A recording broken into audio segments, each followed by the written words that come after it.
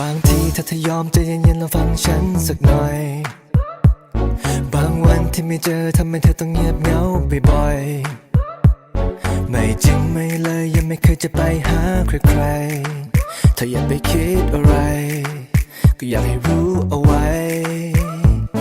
ก่อนนั้นเธอจะทำอะไรเธอใจถึงสปอร์ตตอนนี้เธอจะทำอะไรฉันใจหายตลอดไม่ดูไม่แลและไม่แค่จะให้ฉันยังไงก็เธอไม่คิดอะไรแต่ฉันคิดได้ไหม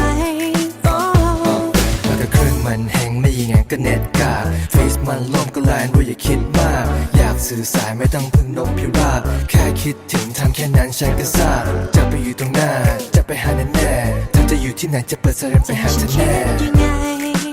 แค่คิดถึงฉันเอาไว้ไม่ได้อยากถามแต่แค่อยากรู้ว่าเธอยังรักฉันไหมอยู่ไกลแค่นี้แต่เหมือนเธอนั้นห่างไกลแสนไกลใจเธอวันนี้ไม่เป็นของใครหาไม่เจออยากอธิษฐานให้ปาฏิหาริย์วันนั้นกลับมาได้ไหมมีเธอมีฉันไม่ว่าเรานั้นจะอยู่ที่ใดแค่หลับตาลงลืมตาเมื่อไรก็มีเธอช่วยดูแลกัน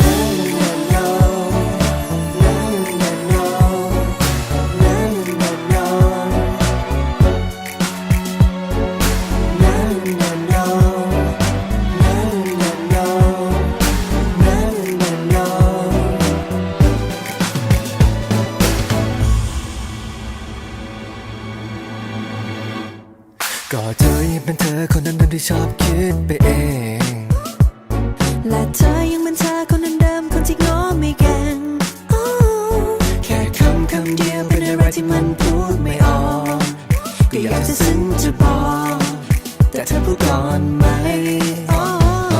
แล้วก็เครื่องมันแห้งไม่ยิงไงก็เน็ตกาเฟซมันล่มก็แลนว่าอย่าคิดมากอยากสื่อสารไม่ต้องพึ่งนกพิราบแค่คิดถึงทำแค่นั้นฉันก็ทราบจะไปอยู่ตรงหน้าจะไปหาแน่ๆเธอจะอยู่ที่ไหนจะเปิดไซเรนไปหาเธอแน่